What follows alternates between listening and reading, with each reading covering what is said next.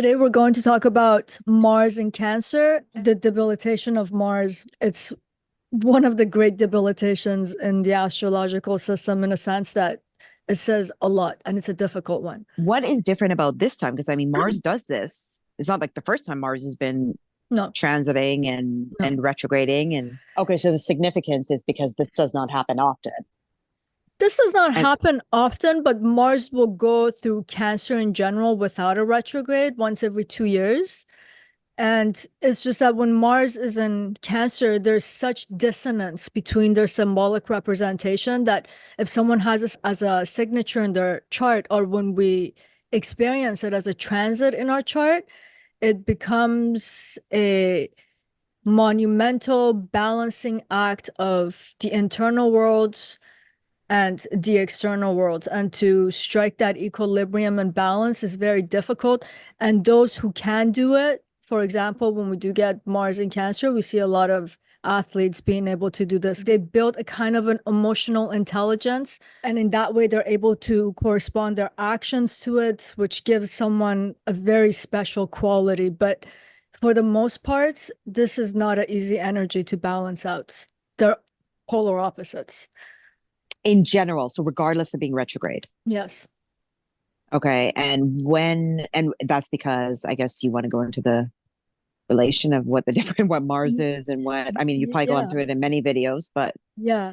Look, when we look at the system of astrology, if we're going to call it system, we're talking about dynamics, right? So every planet, every sign, every house, every indication is telling us something about dynamical and these relations. So when we take the sign of Cancer, it's a mode of operation that's about, it's receptive, it's about pulling things in.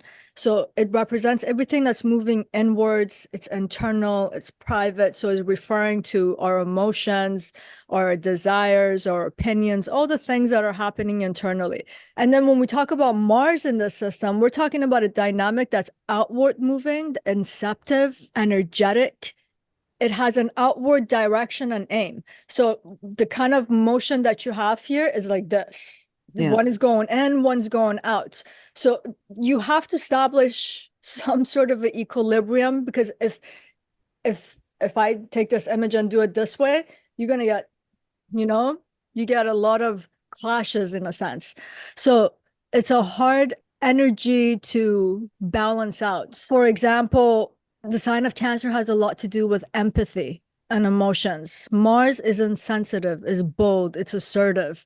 Virtually every single signification comes into a clash. Masculinity against femininity, inward, outward, empathetic, bold, leadership, shyness. So it's any way we flip this coin is just clashing. So these are some of the dynamics we need to keep in mind when we talk about Mars and Cancer. You got and I to don't know push and pull kind of a feel to it. And another thing to keep in mind, we're talking about this debilitation of Cancer is also going to go through a Gundanta point, which is going from a water sign of Cancer eventually to the fire sign of Leo. So it's got a lot of entanglement and a lot of dynamics that it's working through before it makes its way out to a fire sign, which is of its own element, fire. And then we can have a sense of forward movement with some certainty and some sense of direction and confidence. But before that, all of these factors are very much lacking. is it almost like once it passes that Gandanta point, it's like sigh of relief?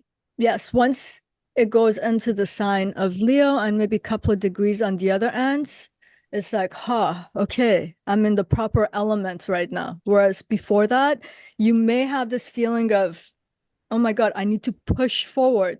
But let's say lights keep pulling you back.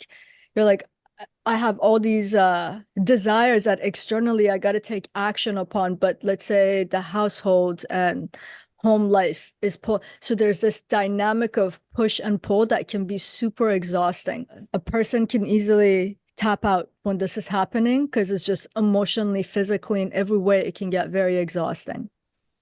But if you're up for the challenge, you mentioned athletes, that this is a good position for an athlete. So the ones who've mastered it, professional athletes, there are a number of them who have this signature, and it's good. They've learned. Like, I guess I'm just wondering from a personal standpoint, from somebody's personal chart, if they're like, okay, this is coming up, how I got a lot on my plate, you know, I want to get through this. Yeah. So basically, I guess if you want to push forward and to try to work this in a positive light of some sort, you need to think like an athlete.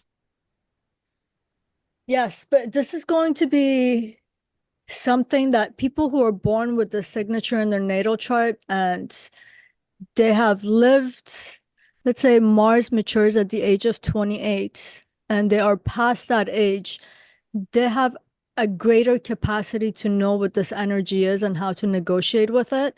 But if you just get hit by this through the transit, yes, you have to think first and then act. Don't let emotions get the best of you. You just have to become very mindful and awareness of how life is pushing and pulling simultaneously, not to feel burnt out. Okay, but it's just basically, yeah, exactly like you said, if you have this in your natal chart, you know already. Yes. Your whole life has been about this. Yes. Yeah. Okay, but the people, the laymen, the ones who don't, are going to, yeah. Both the sign of Cancer and Mars are representing a kind of a force. What I was saying, one's pull, one's push out. So you can have the dominance of one force over the other. So your power of discernment in terms of what time is it? Is it time to like pull in, or is it time to act now and go out? This has to become super in tune during this time. And this process of the back and forth between the internal and the external, you want to move outward, but you want to be comfortable right now, all these contradictions that one might be negotiating with, you keep oscillating, and this oscillation can turn into physical or emotional exhaustion. But the best thing to do, and what athletes do, they keep an equilibrium between this, you know? It's like the push and pull is evened out. So you don't get these imbalances where you're constantly fighting something or you feel like you're drowning in something. It's not an easy thing to do. I'll give you an example. Let's say it's happening in someone's fourth house, for example, right? The landlord has given the notice that, I don't know, they're going to sell the property, for example. The person has to find a place ASAP. They can't do it. So there's that external force pushing them out, and there's the inner resistance in them that this is my home. I don't want to move. Everywhere's so expensive. I don't have enough time. So you can see that they want to stay. They're pulling in while the world is forcing them to push out. So the solution here is to kind of let go of the pulling in, give in to the going out for now. And then when you settle in, you just have to gauge this dynamic. It's about gauging it, because there's going to be a contradiction between these two ways of being. So I wonder if it's also like, I know when a lot of people, like say you're doing yoga or Pilates, I don't know if you do it or have, but you know, when you have to hold a pose. Yeah. If you ever notice when you're anxious, or people with anxiety, when you have to hold your breath, or you have to hold a pose, or you have to stare at like a certain point. Yes. It calms everything down. Yes. So I'm guessing a lot of people during this time are going to need a lot of yoga, meditation, or a focal point. Like a focal point, like athletes in general. Like like even if you're trying to hold a plank position, like whatever it is. Yeah. You're going to need some type of focus. Actually, but the example that you brought up, if I can just like ride that for a second. So Mars represents our dopamine system. So you just put on the blinder, you get super focused. You don't see anything else. All you see is the point. So you're holding a pose, you're focusing on some points, let's say on the ground, because your body's turned that way. Now, when you go internally and you want to control your emotions, the emotions like are an ocean, and there's flux and there's movement. There is no focal point. I mean, everything on the water, even when you look at it, is just blurry because there's movement. The way to keep yourself stable in water is to anchor yourself. So if you're going to act externally during this retrograde and debilitation of Mars, you need to have an aim, you need to have a point, keep yourself directed, and don't get pulled and pushed, especially by the emotions internally. Have yourself anchored emotionally, know your objective. Like Mars in the sign of Cancer can come to be emotional intelligence, because the sign of Cancer has to do with emotion. Mars is logical. So if you can blend logic and emotional together, you get a kind of an emotional intelligence. Someone who is directed in their mind, they can do this thing of having an external focus and an internal anchor. So we got to practice these kinds of methods, not to get pushed and pulled to directions that just is beyond our capacity to regenerate our energy. So you're basically got to ride the wave. Yeah, you have to ride this wave, I guess, to use that analogy, know when to stand on the board and ride the wave, and then know when to lay on it and just move around till the next wave comes. And don't exhaust yourself by constantly trying to swim to the next wave, and then it doesn't come, you have a temper tantrum, and then throw your board up in the air, now you're drowning in the ocean, you know? Okay, so you're actually saying like conserve your energy, like don't waste Yes. it on foolishness. Yes. Like because of your emotions, don't waste your energy. Like think, like a lot of it's just wasted energy. Yes. It's going to trigger wasting your energy. It will definitely do that. And you know what? In the I say in the past 6 years, because of watching 6 to 8 years, because of watching this Mars retrograde, I've noticed a pattern in myself. And in the sidereal zodiac, I have Mars in Cancer, so it's not a foreign element in my own life. So every time Mars transits through Cancer, I have this oomph. Like everyone's like, when Mars goes into Cancer, it's debilitated and actions feel debilitated and you can't act. For the first probably 15 degrees, I am flying. I am doing really well. And then what I've noticed in the second part of that transit, I am emotionally and physically exhausted. So for the past, I say 6 to 8 years, I create intervals in my life, whether if it's my work, whether if it's my workout, whatever it is, I make him short and intense, I rest. I make him short and intense, I rest. And even if I feel like I can still go on, instead of pushing it, I'll leave on top and rest and then go back into it. Because I've noticed what happens to me. By the end of it, I'm a wreck. I don't even look human anymore. Like black circles. I'm like, oh, life sucks. Okay, so you've basically mastered how to have discipline and how to I don't know, ride the wave. But I have learned this in my life. Even when I was doing martial arts, I'd be so gung-ho going in there, with boxing too, all of it. But just throwing these punches like nonstop as if my life depended on it. And I'd be winded and gassed like that.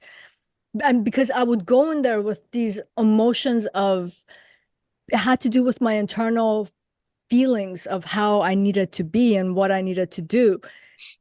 But I just, even through something as mundane as doing sports, I've learned this art of pace throughout life.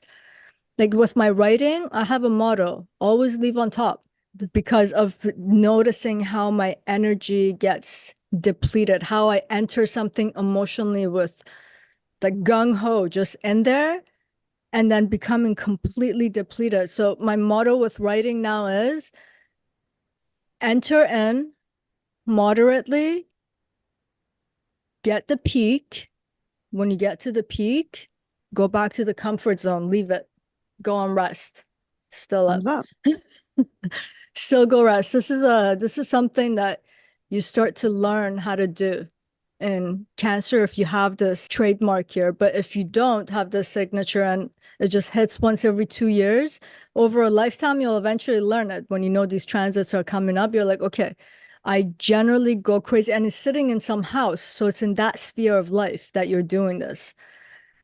You're going to start taking note of it. Take note of the last time that this transit happened. Start to recognize your pattern. And instead of allowing yourself to oscillate back and forth and being pushed and pulled violently, create some sort of an equilibrium. Okay. So, I mean, like you said, I think a lot of people who are, what did you say, past a certain age?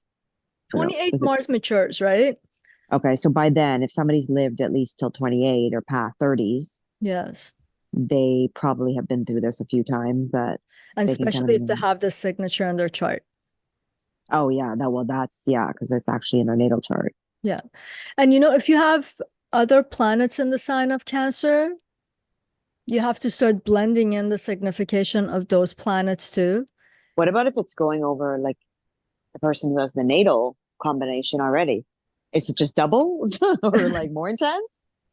Yeah, it just makes it more intense, right? And when you get the retrograde, it's like having an injury, like having a sprained ankle, and then you're forced to run on it. It just increases the discomfort and being more prone to injury even that much more. But the saving grace for people who have Mars and Cancer is that they're familiar with what this feeling is. They're not completely shocked by it. To use a foul language, same shit, different pile. It's that kind of a feeling. Yeah, they've already been there, done that. It's happened so many times, all the time, because it's just in the chart. It's just part of their configuration. Yeah. Yeah. And usually by the time they're 28, they've kind of learned how to work with it. Yeah, Mars matures at 28, which has a lot to do with how do you direct your energy? Mars is inceptive and outward moving. Mars is also a risk taker.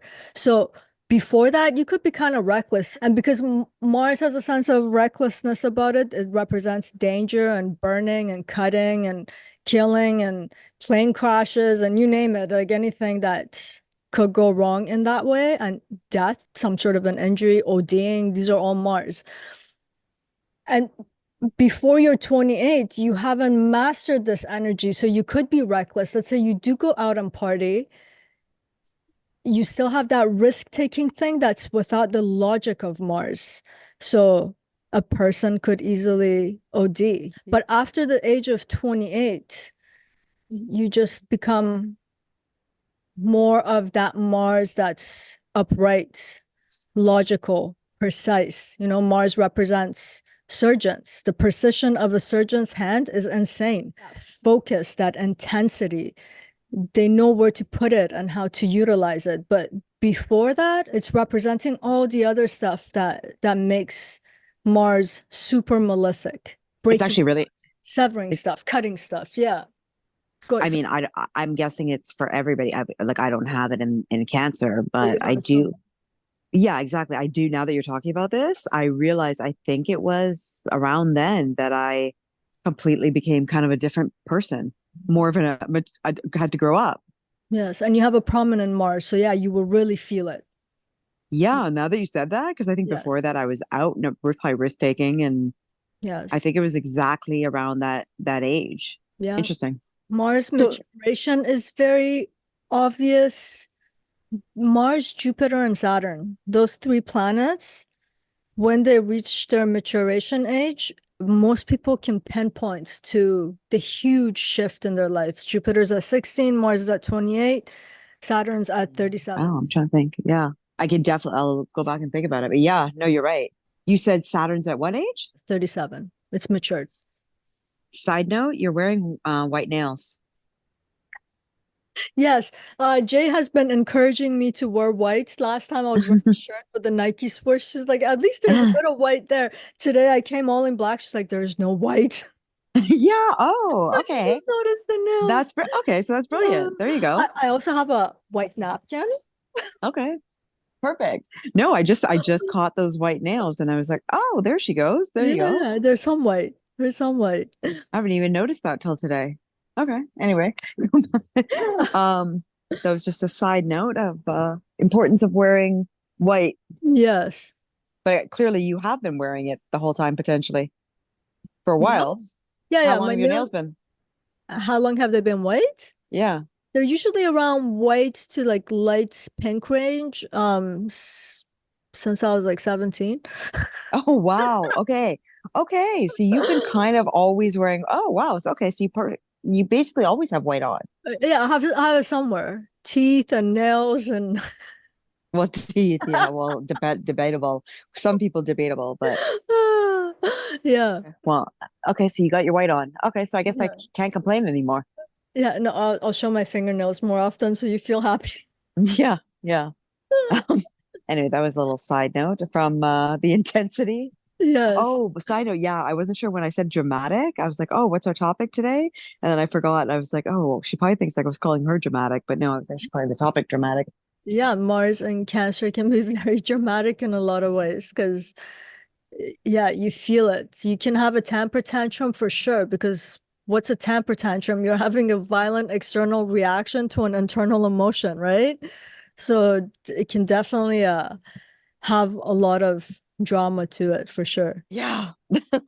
Yeah, it makes you want to When I breathe. said, Like yeah, even when me I said saying that, dramatic, you were right. This is a dramatic transit. This is a dramatic signature, like a planet in a sign placement for sure. No so doubt about it. obviously everybody's gonna have to look at what house this falls in. Yes. Is it in your seventh house? Is going to say something about your relationship. Relationship or contracts, right? Contracts, If you're in a relationships. Yes. business deal or something. Yes. Yes. The seventh house also has to do with death and ending. So divorces, literal endings of certain journeys, You might have explained this before, but I think people might get a little confused because they always assume that the eighth house is about death and endings. Yes. Why is it that the seventh house? Because the sun is life. The sun is the soul, is the consciousness, is the everythingness that's the life force. In the east, in the first house, it is born. That's why you ascend. That's why there's an ascendant. In the seventh house is the descendant, is the opposite of the first house. That's the sunset, the seventh house. So that's where the sun goes to die. So by the time you get to the last degree of the seventh house, the sun has set. So it's an ending. It's the end of the day. So the seventh house represents end of journeys, end of life, end of contracts, just end of things. It has lived its life and it's come to its conclusion. The eighth house is actually a regenerative house.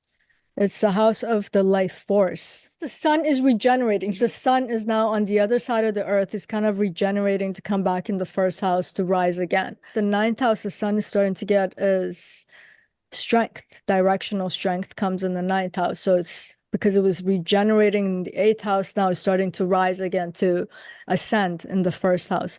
That's why the seventh house is related to endings.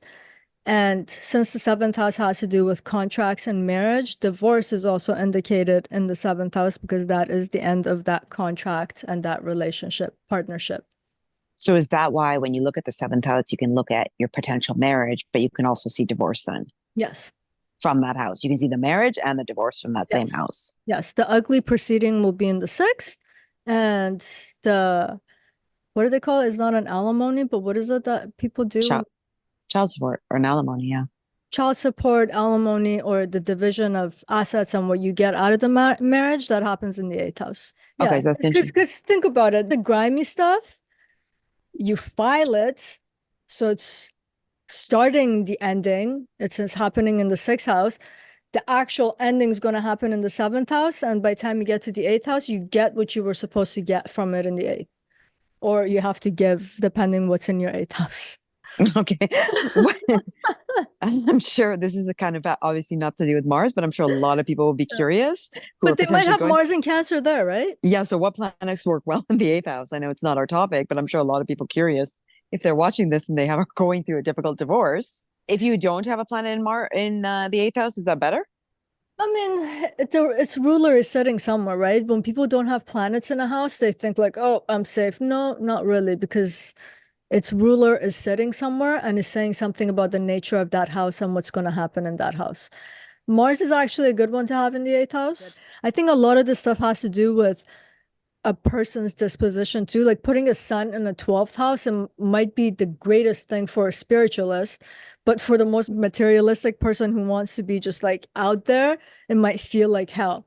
So you can't make a blanket statement because people have different dispositions, and sometimes these difficult placements are in our chart from a karmic perspective to align us to some higher perspective and to learn something. And other times it's a positive karmic result, even though our general interpretation of them is difficult. That person's benefiting from it. So we have to take these things into consideration. That's why when someone does a chart analysis, it's really foolish to just look at Mars in Cancer, Mars in any house, and just make a blanket statement. You have to understand that person's karmic path and why are they here? What are they trying to do? That thing, despite all of his hardship, might be serving that person too. We have to take that into consideration during an analysis. Okay, so friends out there, anyone going through a potential divorce, if you need a reading, Yeah. reach yasti.com.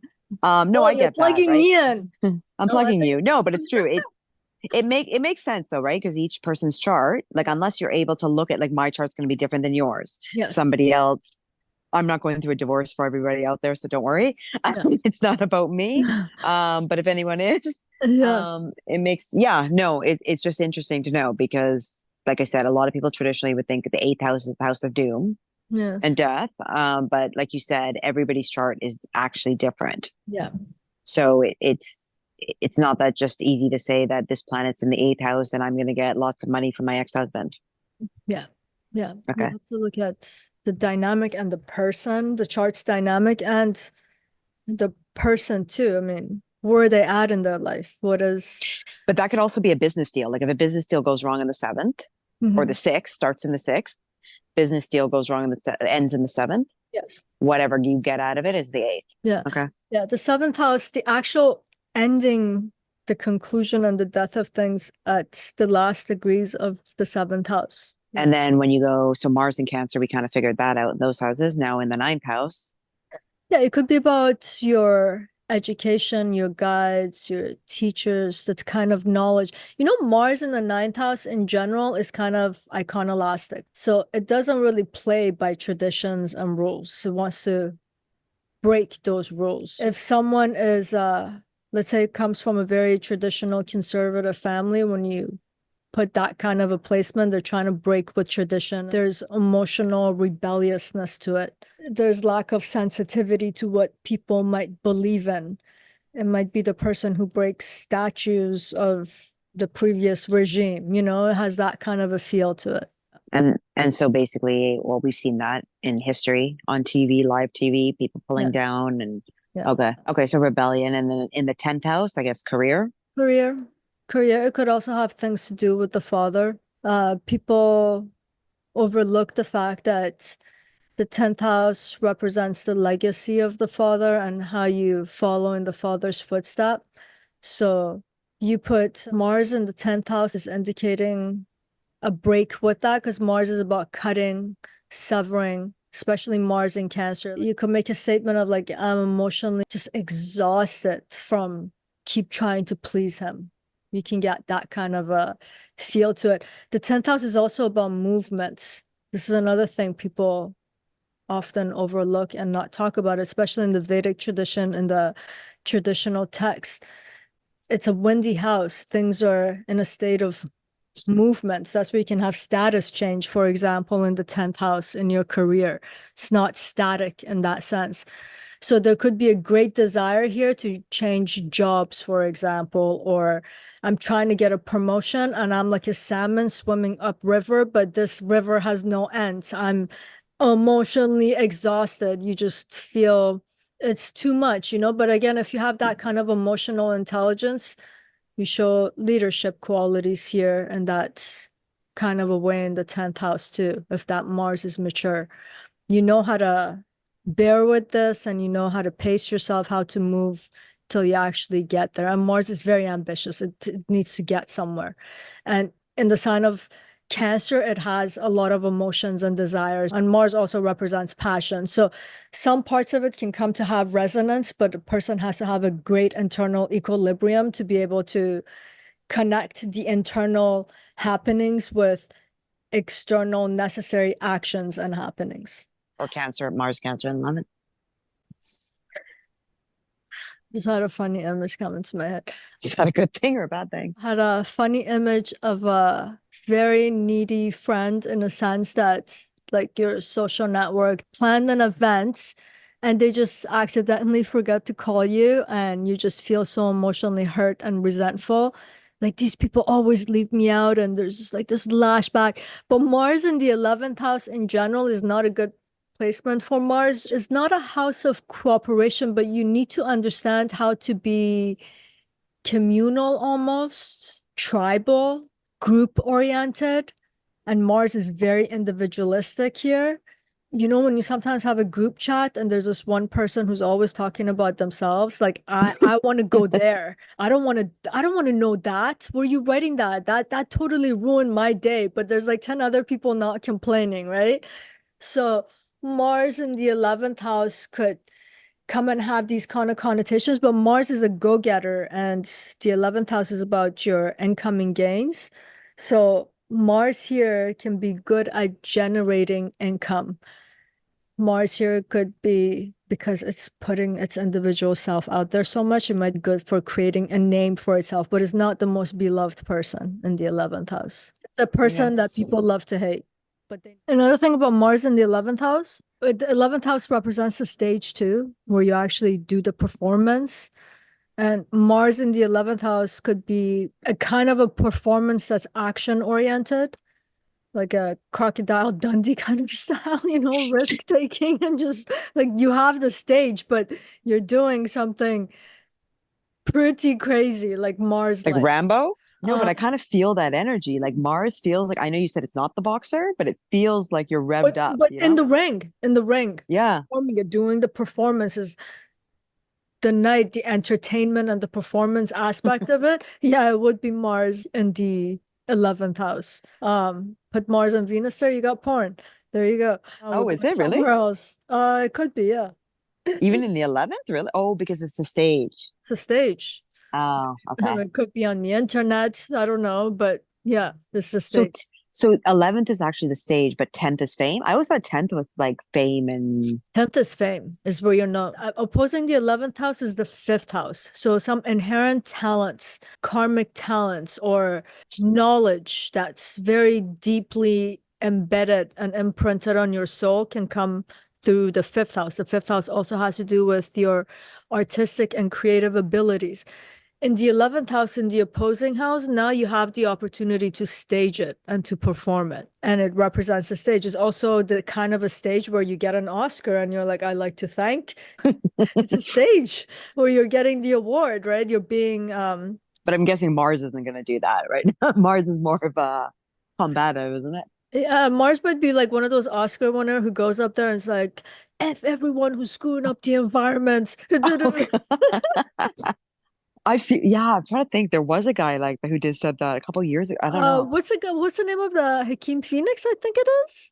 Joaquin Phoenix. Joaquin Phoenix. Joaquin Phoenix said Really? that. But it's when it comes to incoming gains or what have you, the ambitiousness of Mars comes in handy in the 11th house. The 12th house is a bit of a conundrum for Mars because Mars is about assessing the distance between point A and B, point Ba- A and how was the B, point A and B. Assessing the distance between point A and B and distinguishing that this is where I am, that's where I need to get.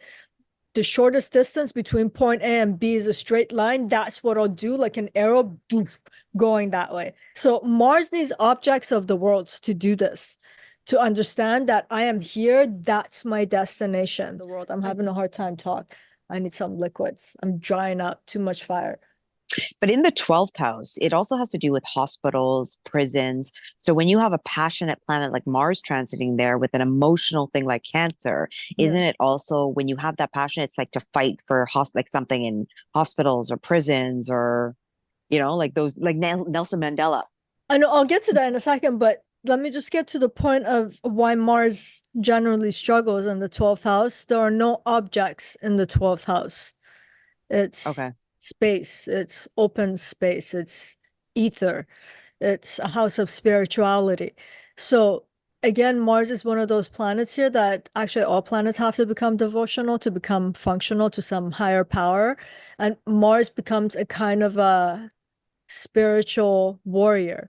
A debilitated Mars in the 12th house, if someone has this as a signature in their chart, initially they may grapple and struggle with desires and emotions greatly because they can't find the external output for it, but they have the greatest potentiality in terms of Mars in any of the water signs in the 12th house to manifest that cliche saying of a spiritual warrior. For example, this like a kung fu master. And when I say emotional warrior or spiritual warrior, literally the control of like a kung fu master. They have control of their internal being, and they're just doing these movements and they're controlling their chi. This is kind of a feel that you get of Mars in Cancer in the 12th house.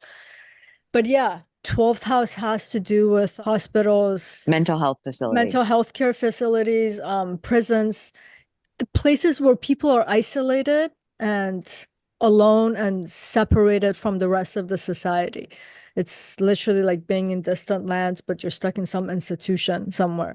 Institutions in general can be signified by the 12th house too. So yeah, you put Mars here, they could be fighting for the emotional well-being of such people, for reforms to make betterment for the situation. So yeah, you could get these kinds of significations. It could also indicate being in one of these institutions, because if you don't know how to control that emotional internal landscape and you have acted in a non-corresponding way out in the world that has repercussions, it could land you there. But these are all raw interpretation, and one should never look at their chart and say, I have Mars in the 12th house. Today I feel depressed, therefore means I'm going to be in a mental health institution. No, you can't look at a chart like that. But just as raw significations, you could attribute such things to it. And then we did 12. So we have 1 to 5, I guess. So Mars in general, not being in Cancer in the first house, it's inceptive, it has leadership qualities, it can be assertive on the positive side of things, it can be energetic. When Mars starts to get its negative connotations, the person exhibits as part of their personality aggression, boldness that starts to gravitate towards bluntness that can be hurtful to other people, unempathetic. These kinds of feelings can come. Mars in the first house, in general, in Cancer or not in Cancer, can indicate injuries because Mars is a signification for injuries. Mars represents the head, so maybe perhaps head injuries of some sort. Again, don't take these things literal. You have to look at the rest of the chart. I think it's very good to understand the stereotypical symbolic representations and interpretations, but especially when people are just starting to learn astrology and not understanding the entire dynamic of the chart and just start to get anxiety and fear about this is going to happen to me, it makes me so weary about making these videos, doing anything public with astrology. So I'm always going to emphasize raw interpretation, a stereotype of a symbol. These are important to remember. The opposing house to the first house, we always have to, whenever we look at a house, the opposing house, the 7th from that house, is always showing us a spectrum and a dynamic. It's like where something starts and then what the outcome is, how the outcome comes out of something. So the first house, the 7th from the first, or the house opposing it, is the 7th house and the house of other. And since Mars is about cutting and severing, Mars in the first house has a great tendency in general, without being in the sign of Cancer, to just cut people off. Like, you're out of my life. I'm done with you. Go F yourself. If you look at me, you will regret it. It will have these kinds of feel. But you put Mars in Cancer, that will ghost you in the first house. So you're talking to them. You do see a little bit of an emotional reaction, but you're not really sure if it's that significant. You'll never hear it from that person again. It can brew. It can become, it has that cutting feel, but in a very covert kind of way. But Mars without Cancer in the first house is very overt. Like, I don't like you. Who do you think you are? Don't ever do that again. Next time I'll kill you, you know? But Jokingly, jokingly. jokingly, of course, jokingly, no one does that. But Mars in Cancer, no, you might not even, you just might have had an inclination that you just rubbed this person the wrong way, but emotionally they were feeling so much, but they'll keep the poker face and they'll just kind of like even go along with the full date or the full conversation without you even knowing anything's wrong, and then you'll never hear from them again. They'll cut you off. They'll ghost you. So you can have Mars in Cancer give these kinds of feelings, but Mars in general is very strong, and the first house represents your health and it represents your body. A debilitated Mars is saying something about the dignity of that planet, which means it's showing a kind of lack of strength because the sign of Cancer doesn't support the energy of Mars. So the person has to be super aware and take a lot of care with self-care in terms of health and body, because that's what the first house represents. Mars, let's say in more signs that are supported, is showing a sense of vitality, and in the natural zodiac, Aries falls in the first house. Mars is very familiar with the first house. It knows how to be inceptive, how to initiate, how to get things done. So it's a dignified Mars in that sense. But even that person should learn the art of risk assessments, because when we talk about injury, then we're talking injury to the body, injurious to one's health. So these things become also another problem that can be health problem issues in the first house when you have Mars. I think it would be good for Mars in Cancer, people in the first house, to learn the art of assertiveness and express their feeling to other people. This is one of the hurtful things Mars in Cancer in the first house does to other people, because it come across as they really care about you and they're there for you, because Mars has that fighting nature, like I'm with you, and then suddenly they're not. So this is a good quality to cultivate in the first house, especially with a debilitated Mars. Should we move to Mars in the second house, or are you thinking of something about Mars in the first? Because No, you have the license to talk about Mars in first. I mean, I guess, well, I mean, in my personal one, it's not Cancer, but yeah, I No. could agree with that. It's very just, bold, Yes. blunt. Very blunt. Yeah. Yeah. Strength is another one, like physically, bodily strength. Well, didn't you say that about me? I look strong. You don't just look, you are strong. I have a feeling that you are strong. Like Hercules. Pardon? Like Hercules. Like I could be a Look bodybuilder. powerful. No, you look powerful, not a bodybuilder. I feel like you could go to war, like you could live in wilderness and go to war and come out of the other end. You might be wounded, but it's Mhm. just like you will make it because you have that. There's a kind of like a determination. You feel it in you. There are certain times, especially when I'm pumped up or hyped up or ready to roar. You're like a warrior. Yeah, but I actually feel like I've done that before, Yeah. which is so weird. But yeah. It's not like, remember in the other video, I was telling you how I was having that issue from the age of 13 to 16 with that mental imagery. Yeah. Planetary placement and nakshatras will evoke certain feelings or explicit memories, even though in your real life it's like impossible. Of course, I was not on a horse and a warrior and armor in this lifetime, These fields of interaction, these planets, nakshatras, they evoke these imageries too that feel very real. So Yeah, no, I'm not it surprised really at all. it's pretty. I felt that for a long time. More Yeah. obviously, I think in my last like a little while, but in general, I kind of feel like I was probably some type of warrior, which Yeah. is so weird, but I actually envision it. No, it makes sense. And another thing that the first house, fifth house, and ninth house, that trine, Mhm. it's a dharmic house. And Mars is all about dharma. It's about doing the right moral act. Everyone knows Mars as a malefic and want to attribute all kinds of qualities like murder and cutting and stabbing and all this kind of stuff to it. But at the end of the day, he is moral, he's upright, he's very dharmic. When you read about his narratives, he's disciplined and just his being is moral. and is upright. So when you get Mars in the first house too, there is that dharmic component. The person will put, even if they are being aggressive, any way that they're being, in the back of their mind, they always know this is not the right act. I must perform the right act. I must do the right thing. They're very hard on themselves because the first house represents yourself too, how you show up in the world and how the world sees you. So yeah, and it's sitting in that triangle that's related to Dharma, and Mars itself is a Dharmic planet. So these themes also become a theme in the first house. So to be a just warrior, like Oh yeah. moral Yeah. warrior, not just a friggin' savage. This matters, you know, even though Mars can also represent someone who's doing savage acts.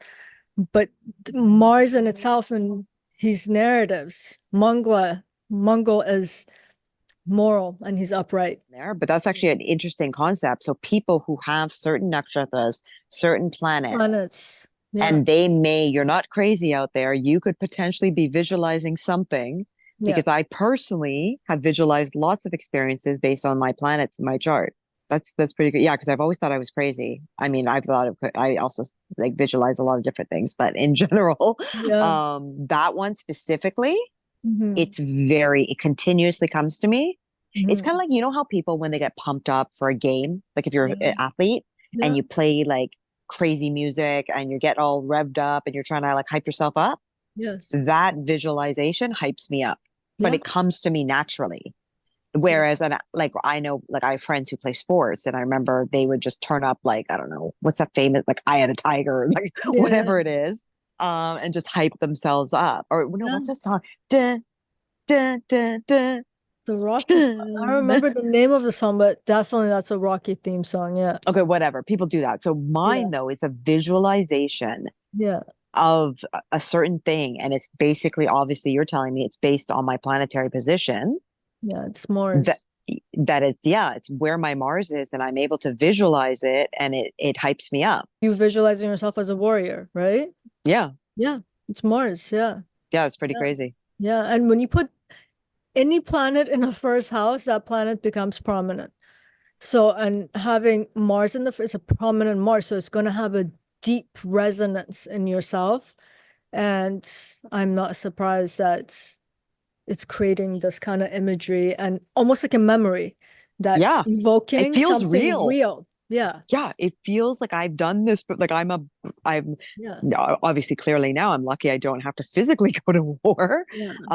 But or at least I hope so. Yeah. But I feel like, and exactly that dharmic principle. Yeah. This is, I guess, side note in this video right now, because we're talking about something different, but it's worth talking about it because in doing chart analysis for people for so long now, you see people express certain concerns, anxieties, fears that when you ask questions, they don't have foundations for them in this life at all, but it feels very real to them.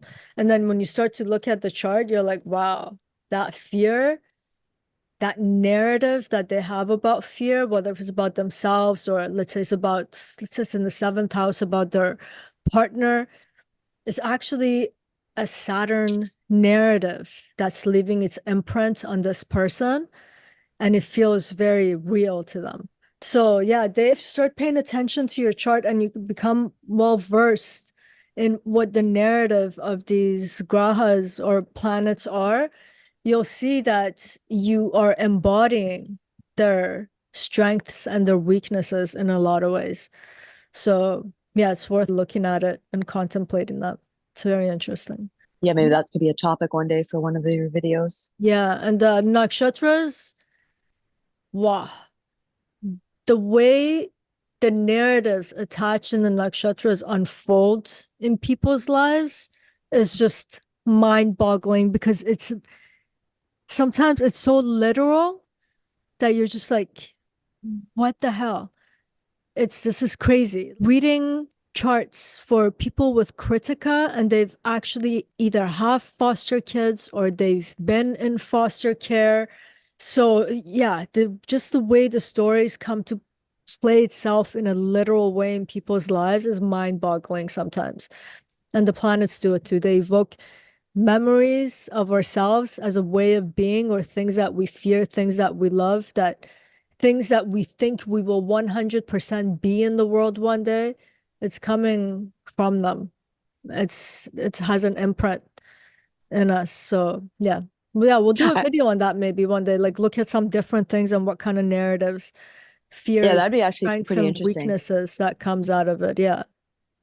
Yeah. Because it is quite and maybe it's most people, like you said, you don't really feel these things or realize these things from your own chart until you maybe reach a certain age. Because looking back, I don't think when I was like 15, 16, I would have had this imagery or these Yeah. thoughts. Okay, we still got second to the fifth. Second house has to do with practical knowledge, kind of knowledge that you can utilize. It's not abstract, philosophical, but it could be financial knowledge. We all need money, so that's definitely a thumbs up. Financial knowledge, for example, you know, how to get money. Mars is kind of logical, and Mars is very intelligent. So Mars could do this, but Mars is about severing. So the money that you put in your pocket, it could cut you off from it very fast. It's like, oh my God, that fixed asset, the house, all the pipelines just blew up. I gotta take my life saving and pay for it. So Mars can indicate these kinds of things. One of the greatest resonances of Cancer in the second house has to do with nourishment, in the sense of getting the fundamental and basic needs of your nourishment for your growth. It represents your mouth and the act of eating, for example. The sign of Cancer has to do with mothering, nourishment. You put the planet Mars here, not being properly nourished or neglecting one's own nourishment, whether if it's emotional nourishment, literal, practical food nourishment, getting what you need and getting what you desire that sustains you. These kinds of things can become problematic aspects of life. So it's also the mouth, right? The second house? Yes, your mouth and your voice. Your Okay. mouth, your voice. It also represents, so the 11th house is representing your acquaintances, people you know, you're casual with them. The third house represents siblings and friends. So, you know, friends that you're in regular contact with, you know, you go for dinner every now and then. The second house represents best friends, friends for life. So the second house also has this. It represents your family and those kinds of friends, because these two groups of people nourish your being. They sustain you. The second house is a very stable house that holds us. It's like a pillar that holds up the space for us to have our security and be in there. And our lifelong friends and family members do this kind of sustaining us, nourishing us, giving us practical advice, practical knowledge. And it has to do with your fixed assets. Your fixed assets are like pillars too. They're holding the structure of your life so you have security. So food keeps up the pillars of your existence because it's giving you nourishment. So the second house has all of these connotations. So Mars breaks things. So it can come into this house and start breaking these pillars. Mars in Cancer represents nourishment. So it's saying something about all of these things kind of being compromised in the second house, and the person has to learn how to negotiate it. So your 11th house is, I always thought it's your general social. Oh, so it's your general social circle. It's your Instagram. Okay. How many people do we actually go have dinner with? Like the way So it's like the stage, exactly what you said. It's just these external people who are just like, okay, but they're not your real network. Yeah. Okay.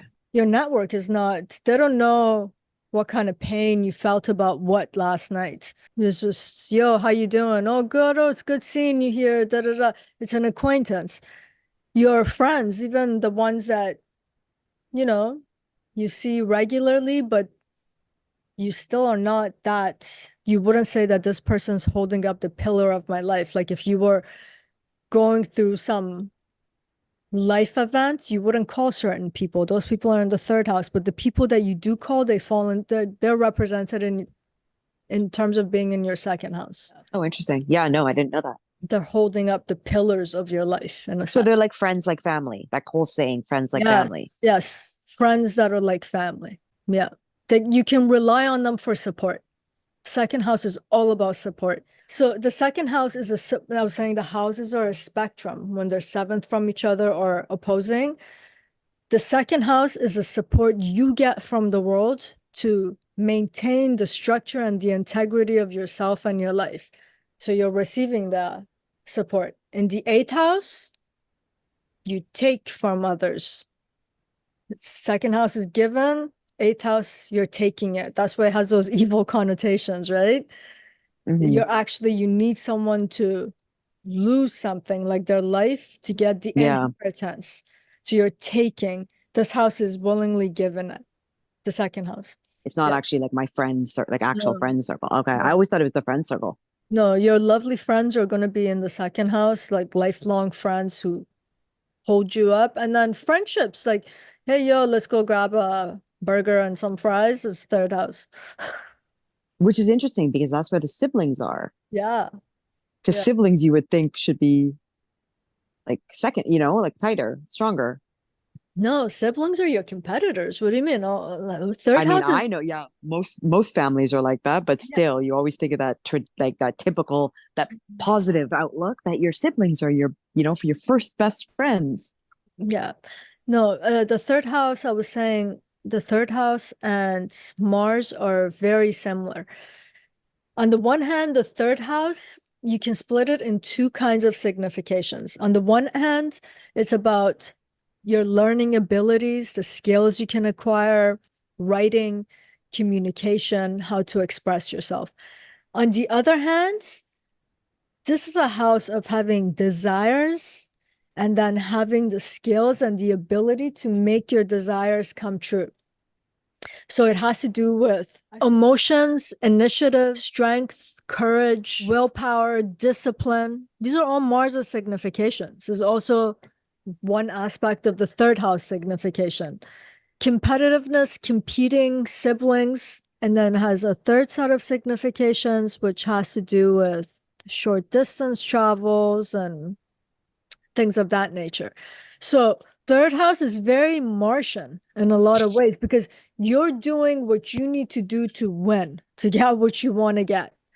That's why it's an Upachaya house. This is why it is best to have the malefic planets in the third house because of these significations. Because when people say, it's great to have Mars or Saturn or Sun in the third house. It's like, this is the house of communication. Why would you want to have such harsh planets and you want to communicate softly like a Venus or a Mercury? But no, it's good to have these planets here because this house is showing you how you can attain your own desires. What do you need to do it? And your siblings, this house represents competitors, competition. Your siblings are your competition. Even people who say, my sibling is my best friend. There was a time in life, if there's a short gap between your age, you're fighting for mom and dad's attention. You're fighting for resources. Sometimes you have to kick back, even though you want that toy, and be like, it's her turn or it's his turn, even though you desire it.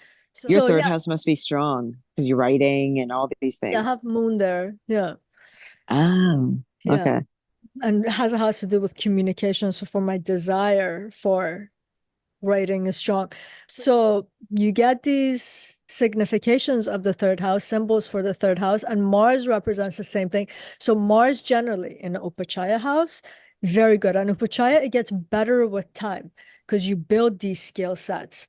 And Mars gives you that determination and the motivation to constantly improve, to become a better competitor, to know how to make your desires tangible in the world, to get better skills, more skills. So you as a human being are constantly improving, right? Over time. You put Mars in Cancer in the third house. Cancer has a lot to do with your emotions. Third house, how to make your emotions into something tangible in the world, make them come true, which also has to do with your desires. Sign of Cancer has to do with your desires. This could be like a huge tug of war. It's like good and bad at the same time. too lofty of desires, too many desires, too many wants, get too emotional when you don't get what you want, have a temper tantrum here. But again, at the same time, having Mars here, good. Over time, you'll learn how to master this and hopefully how to master your own emotions beyond and above anything else and your own desires. Know what's realistic and what's not, how to go get it, what's worthy of getting. Be competitive towards worthy emotions. Don't become resentful towards your competitors. There's an art to being super competitive, but having that sportsmanship. Mars in Cancer needs to learn this. This doesn't come naturally. You probably hate your competitor, but you're going to learn. You might go after unworthy competitors. You want a worthy competitor, so you get better in life. So these are the kind of struggles that will come out of Mars in Cancer in the third, but at the same time, Mars is there. So Mars is going to be constantly pursuing, and Mars will get better over time. What's the difference between the 11th desires and the third desires? The 11th doesn't have to do with desires. Oh, I always thought it's like your fulfillment of.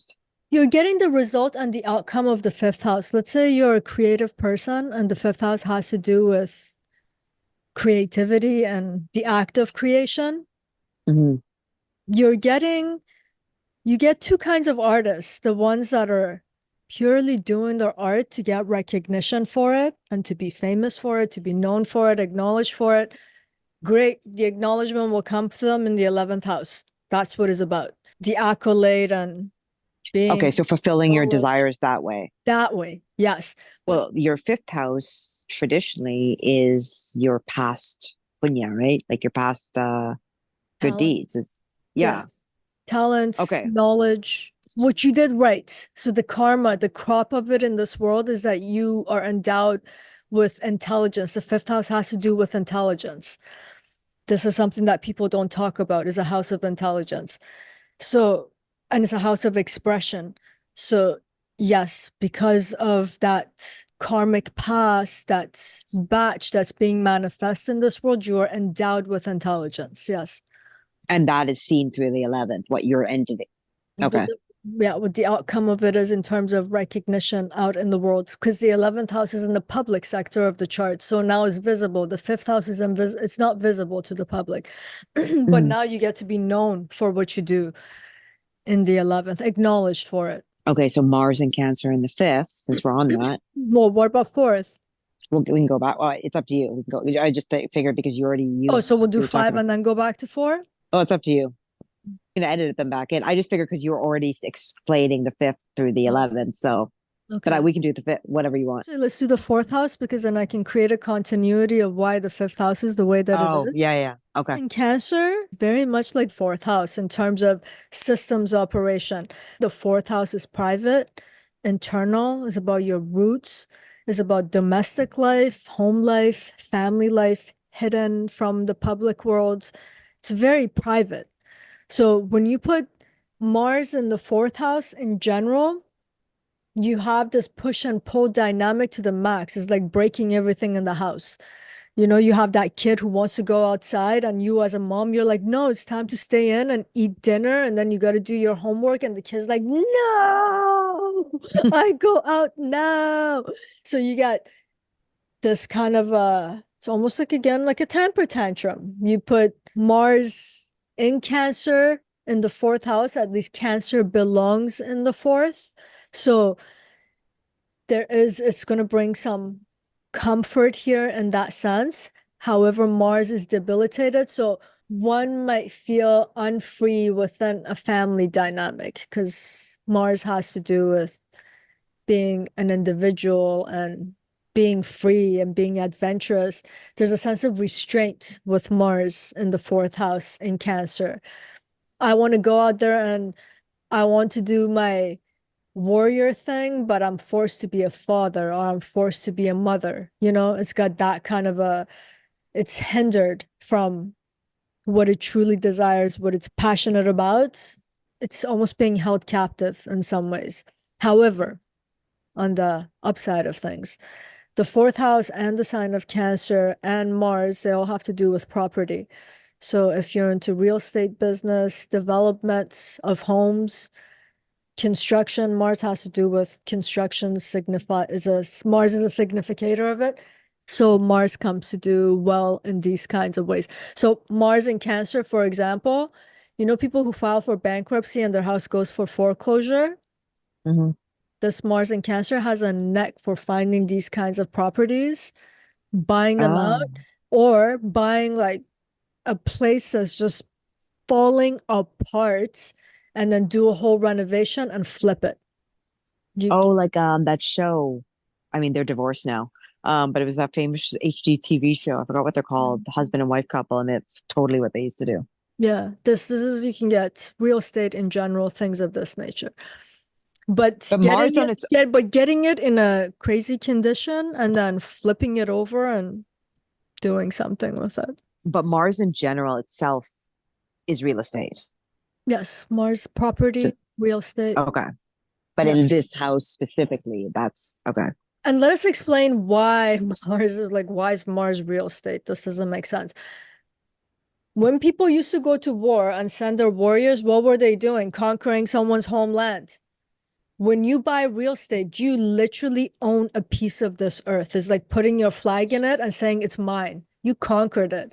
And anyone who's a homeowner and you're paying mortgage, you know that you had to fight every month to put the money down for that mortgage. You had to work and you had to go to the world and go through the war just to claim this piece of land as your own and say, I conquered it. So Mars representing real estate is coming from this premise. It's not like the real estate shows we see in Everyone's Pretty, is literally conquering land. And if you own a piece of this earth, you've conquered a piece of this earth because it put you into war to attain it in one way or another, or your ancestors had to. Someone had to go to war to get it, if that makes sense. Yeah, no, that totally does. Yeah. So, I mean, the fourth house is a house of internal emotion and our interiority. Now, when we start moving to the fifth house, is about how do I express my internal emotions to other people. So when you feel love, for example, or devotion, it happens in the fourth house first because it's happening inside of you. But when you love that other, even though you feel it inside of you, the fifth house comes to be the place that now you externalize and express that emotion on one-on-one basis to another person. This is exactly why the fifth house comes to be related to children and to romantic partners, not marriage contract, but to the romantic partner. And the fifth house also comes to be about, as I was saying earlier, to your intelligence. So it comes to have all these kinds of significations. Mars, for example, on the positive side is logical. This is a house of intelligence. You bring these two significations together, Mars in the fifth house, you have a strategic minded person. They know how to plan. They can foresee and move the pieces ahead of time, be logical, have strategy. So Mars in the fifth house can do this. But Mars is not an emotional planet. The fifth house is striving to express its love to someone else, to create. This is where Mars becomes problematic. As blunt as Mars is, when Mars sits in the Cancer, it becomes kind of like it becomes mute. It doesn't, that's what I was saying, even when it's sitting in the first house, it just ghosts the seventh house. It doesn't tell them that you bothered me. In the fifth house too, where it has to come to express these internal feelings, it struggles with that. It has a very hard time doing that. And sign of Cancer is about your opinions and your desires and your internal processing. Mars makes it problematic to express these or to just desire maybe even the wrong person, wrong romantic partners. It just goes about things not in a straightforward way in the fifth house when Mars is in Cancer. Mars in the sixth. Dashanta house. Mars in the Dashanta houses as well. All the malefics do. So 6, 8, and 12th. You want malefics. Better to have malefics than benefics. This is the house of conflict, debts, danger, disputes. competitive, detractors, illness, debts, dangerous animals. So I mean, if everything you think about that, we do all the grimy aspect of everyday work life, being subservient to a boss, let's say, constant act of service to others without any acknowledgement or anything, it's all happening in the sixth house. You need a Mars to deal with dangerous animals, with enemies, with debts, all of these disputes, these kinds of things that happen in the sixth house. You definitely want a malefic. And there's a rule in Vedic astrology. A negative makes a positive. So this house is brutal. Mars is brutal. By the virtue of the fact that they're both brutal, it cancels the brutality of the planet and the brutality of the sign. Why? Because you have the ability to deal with all of the hardship of that house. That's why the malefics do well in the Dashanta houses, because they negate and they obliterate the bad meanings or the hard aspects of those houses. And that's because they know how to deal with those very unpleasant topics. So Mars in general in the sixth house, great. A debilitated Mars here can feel very overwhelmed. Like, I have so many enemies. I have so much debt. I so want to get out of this debt. I'm so sick and tired of this dispute, but it just doesn't end. So again, it's creating that push and pull dynamic in the sixth house. But again, like the third house, we still have Mars here. So with a sense of maturity and life experience, then the person's gonna figure out how to negotiate with these things and the way Mars should be dealing with it in the sixth house without getting that emotional retreating aspect of Cancer to come into play. Because you don't want those Cancer qualities that's about comfort, retreating, protection, security, privacy in this kind of house. You want to show your chest and say, I'm strong and I will destroy you if you come my way, right? So we have to learn how to be Martian and Cancerian in the sixth house, and hopefully time will show the person, or by the end of the transit we learn.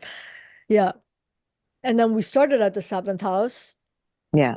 And isn't it funny, with a debilitated planet, we started from the house where the sun dies instead of starting from the first house. So naturally, that's where the narrative starts. This is what the planets do. Oh yeah, that is, yeah. You know, maybe if we were talking about exalted sun, naturally we would think first house and we would have started, or Mars in Aries. Mars. Yeah, but we're thinking debilitated, so we're talking about where things end and then how things start. And comment below or message me with your experiences, because by nature I'm always researching, I'm always learning, I always want to know real life experiences to actually see how things unfold in real time and in real lives. So I would love to hear from you guys. That's it for today. Much love. Till next time.